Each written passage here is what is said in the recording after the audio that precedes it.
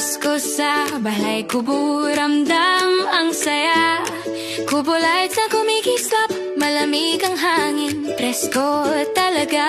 Cozy staycation with a Christmas glow.